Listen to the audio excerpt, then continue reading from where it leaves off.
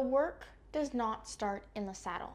And this is because if you have no connection to yourself, there's no way you can make any progress on any one of the goals that you have as an equestrian. This is why yoga is so important. And when I say yoga, I mean, by its definition, the union or connection between mind and body. Now, for equestrians, our mindset is just as important as our physical capabilities. And this because riding is such a mental game. Not only do we have to have the physical strength to stay moving with our horse because of physics, Newton's laws, but also because we have to have the mindset to not only understand ourselves, but also understand and then be able to predict the actions of our horse based upon how they feel underneath us. It's proprioception, but with 4 legs of an animal that is not part of your body. Now, I know what a lot of you are saying. The more time you put in the saddle, the quicker you improve. We've seen it all, especially if you grew up in some sort of lesson program. You went from 1 lesson a week to 3 lessons a week, and you saw yourself improve like that.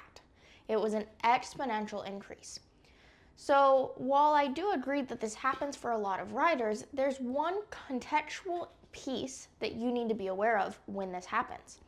The context of this situation usually means that you're going from a lesson program to owning or leasing a horse and riding at a higher level, maybe even beginning to compete. So the increase in lessons usually has to do with a change in how you're approaching the horse world and where your place in the horse industry is.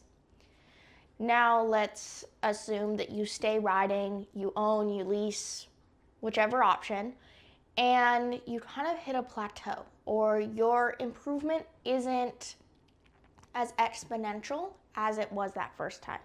And this is because going from a lesson program to riding competitively is a big jump. But after that, all the little levels that we think are really big levels, so going from the 2-sit ring to the 3'6" ring, that seems like a huge jump. But really, it comes down to finesse and mindset and trying to get as close to perfect as you possibly can throughout the length of your ride. Well, this comes down more to mindset than it does to your physical capabilities or the work you're doing in the saddle.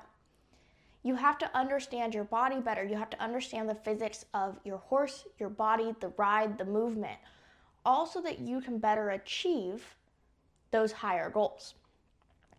Now, I really want to hone in on what I mean by if there's no connection to yourself as an equestrian, there's no progress.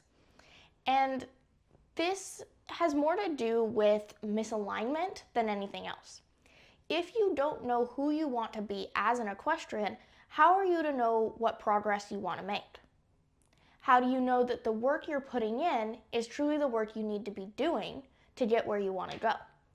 If you don't have a clear vision, you don't know how to even improve or what progress or path or steps you should be taking. So instead, you have to connect back to yourself. And there's multiple vehicles to do this.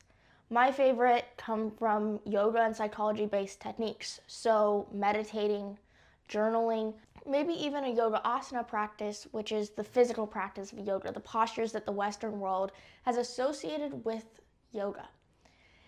The reason that I advise a physical practice is the physical nature of the practice connects you back into yourself. And I find that it's an easier mechanism when it's something new. When you're trying to understand how to connect to your inner self, sometimes it's easier to do this with movement, such as a yoga asana practice, rather than sitting and journaling or even just trying to meditate without really knowing what does it feel like to be connected, to be in a flow state. And as riders, I think we do understand the flow state of with our horse. When you just know. And it's when the ride feels easy. And not in a you're doing nothing way, but in a you're so connected with your horse that you're moving as one.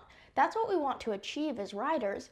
But how can we achieve that if there's a disconnection between our own mind and our own body? That's where the yoga asana practice helps to find that connection in order for you to truly realize what you want as an equestrian. And that yoga practice allows you to then shift off your mat and start thinking about who you want to be on a deeper level. The mind-body connection is exactly what I've been describing, and it's the connection of our mind and body that allows us to move forward. Now, a big proponent of how I have recently been moving through both my personal life and my equestrian life that I'm trying to fuse into one is this idea that micro movements equal big shifts. And I think this comes from a podcast episode by Beck Stewart. I've talked about her before. I think this is who I heard it from first, but the other person it could have been was Shayla Quinn. She has a yoga-specific podcast, and hers is a great podcast if you're looking for something else yoga-specific. So I'm giving credit to either one of them. I'm not quite sure who said it. It could have been both. I don't know. But I like this idea because it hones in on the fact that your habits, your routines, and your rituals matter more long-term than trying to overhaul your life. We talked about the negative aspects of the pressure to overhaul your life in a recent episode. So if you want to go back to that one, I think it's episode 6 or 7, but don't quote me on that. Thinking about these micro shifts, it causes you to focus on the little details. And as riders, we know that those little details can mean so much in the big scheme of things. So taking that idea, what are the micro movements that you can make today? So the little ways you can connect to yourself to allow you to have big shifts in your equestrian life, to allow you to make progress, to achieve the goals that you have. Now, I want to give a yoga-based technique and then a psychology-based technique. And they kind of go hand in hand. I think there's a big overlap if you know where you're looking. So first, a micro shift you can make that's yoga-based is having a pranayama practice. It's not that scary. It's a big word. It's not that scary. Pranayama means life force or breath control, depending upon the lineage of yoga you're studying. And basically, it just means you're having a breath practice. Maybe you're familiar with the box breathing technique, or even you're, say, someone who runs and you're told to breathe in and out through your nose. That is technically a pranayama practice. If you add closing your lips and restricting the back of your throat to breathing in and out of your nose, it becomes the Ujjayi pranayama, or the victorious breath. Now, this breath increases energy and heat in the body, so it may not be exactly what you're looking for, but it's one example of how practical using pranayama practices can be. So if you're looking to connect back into yourself, I actually suggest a more challenging breath practice for most people, but one that helps slow the heart rate, slow the voices, and quiet the mind. And there's multiple options to this, but I'm going to explain it by progressively increasing the count or the amount of time you're inhaling for, and then the amount of time you're exhaling for. So if you're completely brand new to any pranayama practice, I would start with a count of 4. So inhaling for 1, 2, 3, 4. Exhale for 1, 2, 3, 4.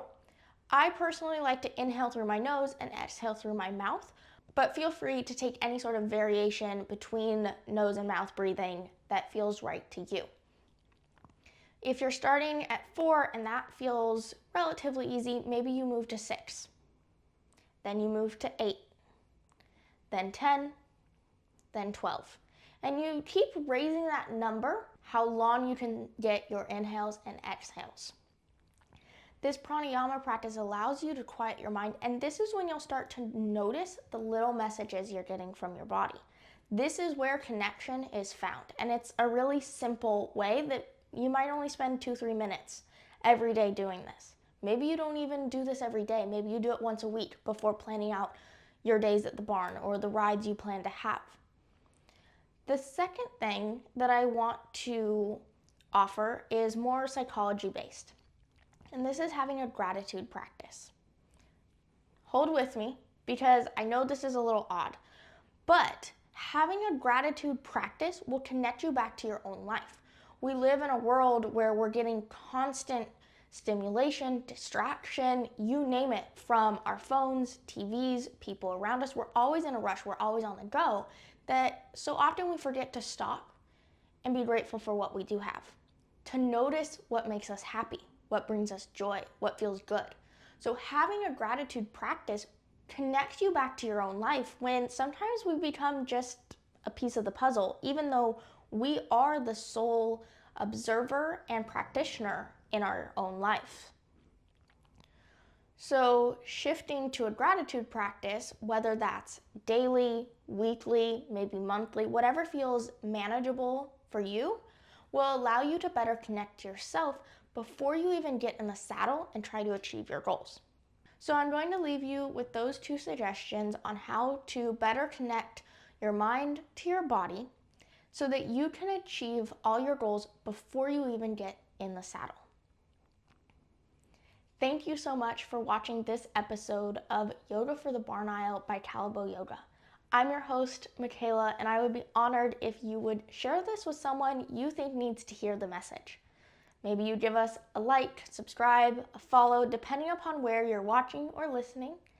And if you're looking for more from Callebaut Yoga, visit the link in all of our bios and descriptions, callebautyoga.com. This is where you'll find out all the programs and courses I have to offer, as well as being able to subscribe to the email list. And this is probably the #1 thing you should do if you want VIP access to all the new upcoming events and workshops, as well as being part of the Callebaut Yoga community. And that means that I go to you to see what you want out of me as an equestrian life coach. You get a say in what I create for you so that you can achieve all you want in your equestrian life. Thank you so much and have a great rest of your day.